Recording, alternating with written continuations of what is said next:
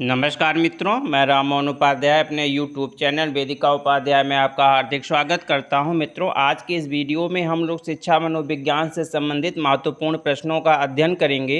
ये सभी प्रश्न आगामी परीक्षा जैसे assistant professor, BEd assistant professor education, lecturer education, BEd, MEd, TTET, CTET सभी परीक्षाओं के लिए जो है समान रूप से महत्वपूर्ण है। शिक्षा मनोविज्ञान श्रृंखला की यह नवी वीडियो है। हमारा पहला प्रश्न है, फ्रायड के अनुसार मूल प्रवृत्तियों की संख्या है, तो हमारा सही आंसर विकल्प सी। फ्रायड ने जो है मूल प्रवृत्तियों की संख्या कुल कितनी बताई है? 2 मूल प्रवृत्तियां उसने बताई है। पहला है जीवन मूल प्रवृत्ति और दूसरा है मृत्यु मूल प्रवृत्ति। जो जीवन मूल प्रवृत्ति होती है, ठीक है, तो वह बेसिकली जो है रचनात्मक एवं सकारात्मक व्यवहारों के द्वारा नियंत्रित होते हैं, और जो हमारी मृत्यु मूल प्रवृत्ति होती है फ्रायड के अनुसार है वह विध्वंसात्मक कार्यों एवं आक्रामक व्यवहार के लिए जिम्मेदार होती है। तो फ्रायड ने कुल 2 मूल प्रवृत्तियों को बताया है, जीवन मूल प्रवृत्ति और मृत्यु मूल प्रवृत्ति। हमारा दूसरा प्रश्न है, फ्रायड ने लैंगिक ऊर्जा को नाम दिया है, तो हमारा सही आंसर है विकल्प सी।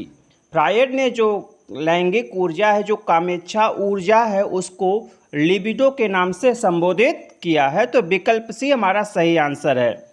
तीसरा प्रश्न है, आलपोर्ट ने व्यक्तिगत शील गुणों को विभाजित किया है, तो पहला है कार्डिनल प्रवृत्ति, इसमें है, दूसरा है केंद्रीय प्रवृत्ति, यह भी है, तीसरा है गौड़ प्रवृत्ति, यह भी है। तो उपर्युक्त सभी हमारा सही आंसर है। फ्रायड ने जो है आपका जो व्यक्तिगत शील गुण है, ठीक है, व्यक्तिगत शील गुण उसको 3 भागों में बांटा है, कार्डिनल प्रवृत्ति में, केंद्रीय प्रवृत्ति में और गौड़ प्रवृत्ति, तीनों भागों में उसने विभाजित किया है। मित्रों, आगे बढ़ने से पूर्व आपसे अनुरोध है, आप वीडियो को देखने के पश्चात चैनल को सब्सक्राइब, वीडियो को लाइक एवं शेयर अवश्य करें, साथ ही साथ बेल आइकन को भी प्रेस करें, जिसके माध्यम से आने वाले वीडियो का नोटिफिकेशन आपको समय से प्राप्त हो जाए।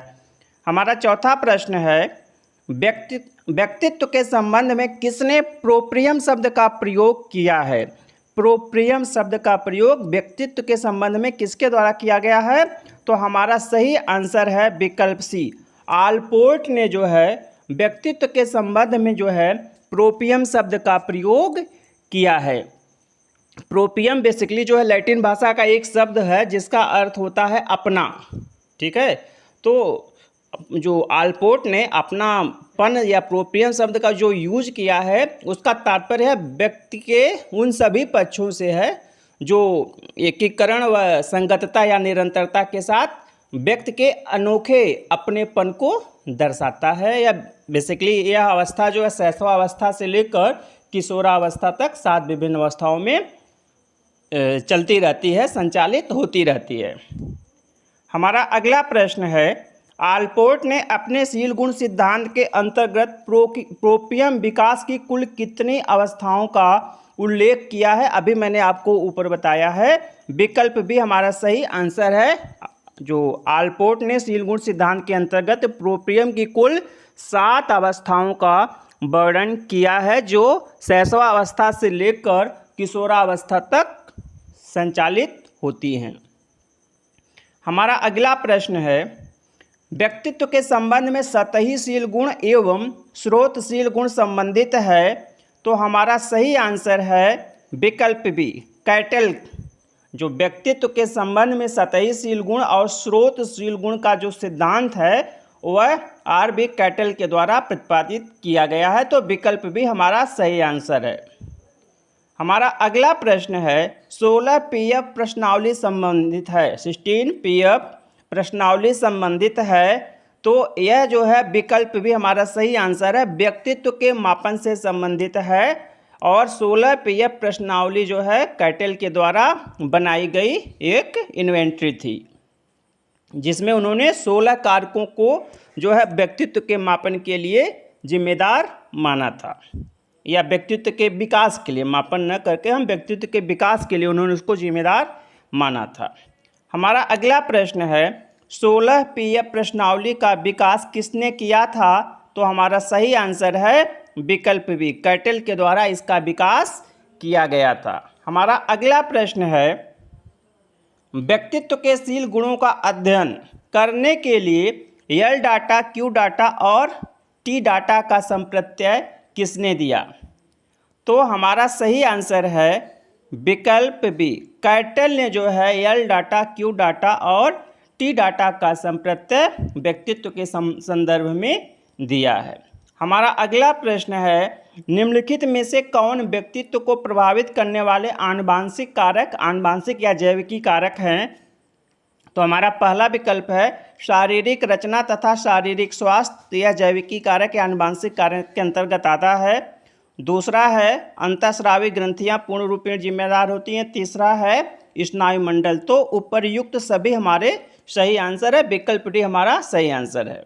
अगला प्रश्न है, निम्नलिखित में से कौन व्यक्तित्व को प्रभावित करने वाला पर्यावरणीय कारण है? तो पर्यावरणीय कारणों में पहला विकल्प है माता पिता का व्यवहार। तो माता पिता का व्यवहार जो है बच्चे के व्यक्तित्व के निर्धारण में काफ़ी सहायक होता है, तो यह सही है। दूसरा विकल्प है परिवार के सदस्यों के आपसी संबंध, इसका भी जो है व्यक्तित्व के विकास पर काफ़ी प्रभाव पड़ता है। सांस्कृतिक कारण अगला विकल्प है, यह भी जो है महत्वपूर्ण है, तो विकल्प डी उपर्युक्त सभी हमारा सही आंसर है। अगला प्रश्न है, व्यक्तित्व के जैविक शील गुण सिद्धांत का प्रतिपादन किया था? पहला तो हमारा इसमें सही आंसर है विकल्प बी, एच.जे. आइजेंक। एच.जे. आइजेंक ने जो है व्यक्तित्व के जैविक शील गुण सिद्धांत का प्रतिपादन किया था, और जिसको हम प्रकारशील गुण सिद्धांत के नाम से भी जानते हैं। किस नाम से? प्रकारशील गुण सिद्धांत के नाम से भी जानते हैं। हमारा अगला प्रश्न है, जैविक शील गुण सिद्धांत को किस नाम से जाना जाता है? तो हमारा सही आंसर है विकल्प सी, प्रकारशील गुण सिद्धांत के नाम से जैविक शील गुण सिद्धांत को जाना जाता है। हमारा अगला प्रश्न है, आइजेंक ने जैविक शील गुण सिद्धांत के अंतर्गत व्यक्तित्व की कुल कितनी बीमाओं का उल्लेख किया है? व्यक्तित्व की कुल कितनी बीमाओं का उल्लेख किया है? तो हमारा सही आंसर है विकल्प ए, 3 बीमाओं का जो है जैविक शील गुण सिद्धांत के अंतर्गत एच.जे. आइजेंक ने 3 बीमाओं का उल्लेख किया है। पहली बीमा है मुख्ता बीमा, ठीक है, जो आपने कार्ल यूंग का वर्गीकरण पढ़ा होगा। मनोवैज्ञानिक सिद्धांतों के आधार पर उन्होंने जो व्यक्तित्व को 2 भागों में विभाजित किया था, तो जो इन्होंने आइजेंक ने अपने शील गुण सिद्धांत में एक बीमा को मुख्ता बताया था, दूसरा था मनस्ताप या न्यूरोसिज्म इसको बोल सकते हो आप, ठीक है। और बाद में उन्होंने अपने सिद्धांत के जैविक शील गुण सिद्धांत के अंतर्गत तीसरी बीमा जो है मनोविक्षिप्तता को बताया था, मनोविक्षिप्तता को बताया था, ठीक है। तो इस प्रकार से जो है जैविक शील गुण सिद्धांत के अंतर्गत कुल 3 बीमाएं कौन कौन सी? मुख्ता है, मनस्ताप है और मनोविक्षिप्तता है। हमारा अगला प्रश्न है, व्यक्तित्व मापन की विधियां हैं? तो पहला विकल्प है आत्मनिष्ठ विधि। आत्मनिष्ठ विधि के द्वारा जो है व्यक्तित्व मापन किया जाता है। विकल्प बी है वस्तुनिष्ठ विधि, यह भी जो व्यक्तित्व मापन की एक विधि है। और तीसरा है प्रक्षेपी विधि, यह भी जो है व्यक्तित्व मापन की एक विधि है। तो विकल्प डी हमारा सही आंसर है, उपर्युक्त सभी। हमारा अगला प्रश्न है, प्रथम व्यक्तित्व आविष्कारिका का निर्माण किया था? तो हमारा सही आंसर है विकल्प बी, वुडवर्थ ने 1918 ईस्वी के आसपास जो है प्रथम व्यक्तित्व आविष्कारिका का निर्माण किया था। हमारा अगला प्रश्न है, प्रथम निर्धारण मापनी का प्रकाशन किसके द्वारा किया गया, किसने किया था? तो जो प्रथम निर्धारण मापनी है उसको सबसे पहले जो है विकल्प ए फ्रांसिस गाल्टन ने प्रकाशित किया था।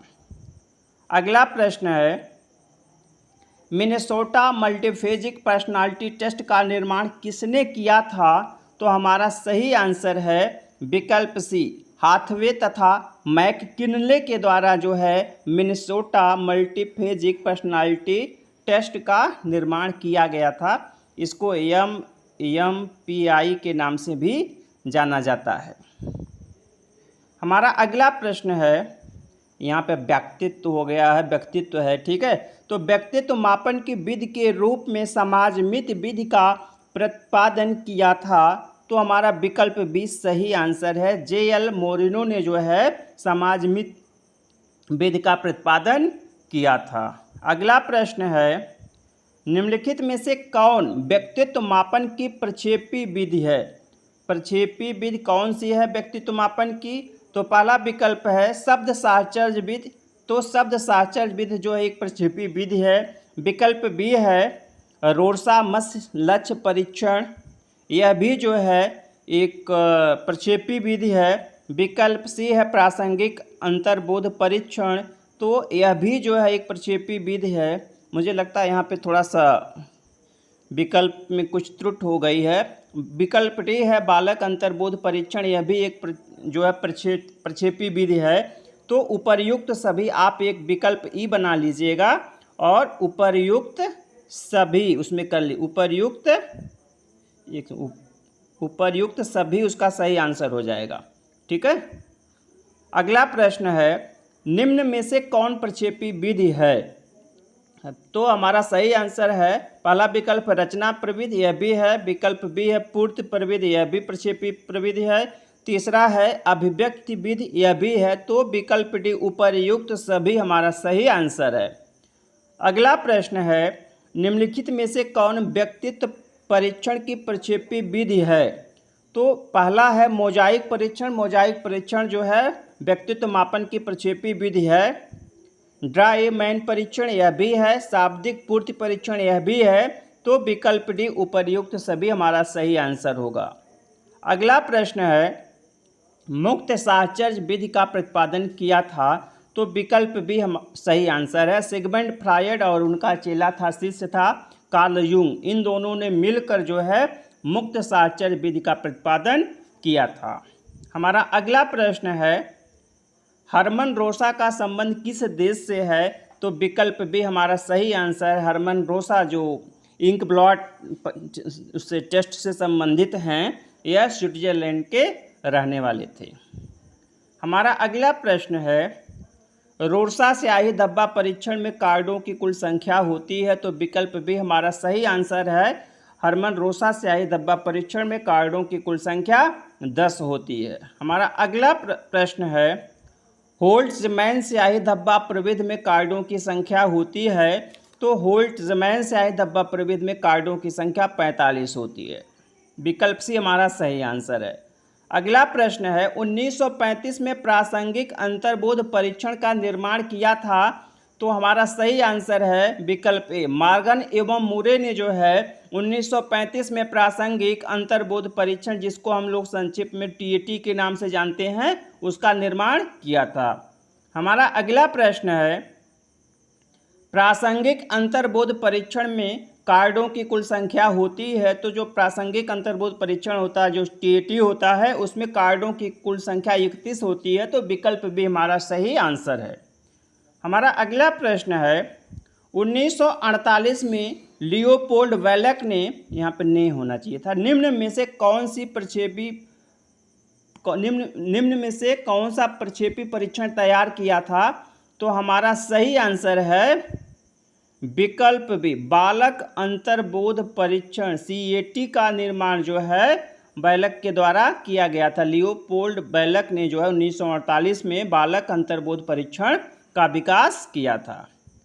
हमारा 30वां एवं अंतिम प्रश्न है, प्रासंगिक अंतर्बोध परीक्षण का भारतीय अनुकूलन तैयार किया था। तो विकल्प भी हमारा सही आंसर है। डॉक्टर उमा चौधरी ने जो है प्रासंगिक अंतर्बोध परीक्षण का भारतीय अनुकूलन तैयार किया था। तो मित्रों, इस वीडियो में मैंने कुल 30 प्रश्नों को रखा था, जो कि आपके आगामी परीक्षा के दृष्टि से काफ़ी महत्वपूर्ण है। आप लोग इस वीडियो को अधिक से अधिक शेयर करें। आप सभी को सुनने के लिए बहुत बहुत धन्यवाद। नमस्कार।